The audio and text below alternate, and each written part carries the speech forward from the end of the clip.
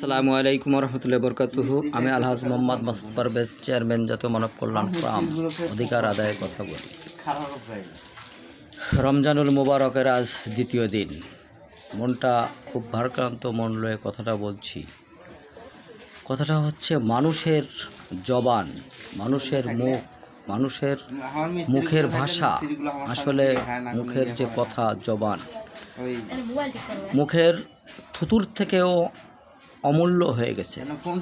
মানুষের মুখের জবান কথা মূল্যই নাই। মুখের থুতু যেমন মানুষ বাহিরে ফালায় দেয়, থুতুর থেকে অমূল্য হয়ে গেছে মানুষের জবান।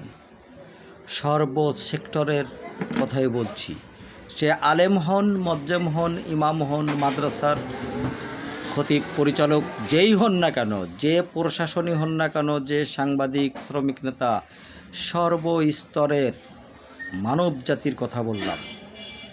আসলে এই জবান ঠিক রাখতে হবে।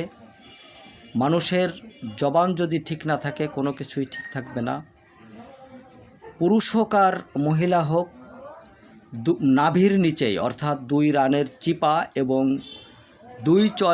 দুই মুখের অর্থাৎ দুই চোয়ালের মাঝখানে যেটা, সেটা হচ্ছে জিহ্বা। এই দুইটা জিনিস যদি হেফাজত থাকে, কন্ট্রোল করা যায়, তাহলে আমার মনে হয় কখনো কোথাও কোনো সমস্যা হয় না। তাই এই রোজা রমজানের মাসে বলছি, সকল মানব জাতিকে মানবিক হই ভাই। সৎ কাজের আদেশ করি, অসৎ কাজের নিষেধ করি। সংঘাত নয়, ঐক্যের সমাজ গড়ি।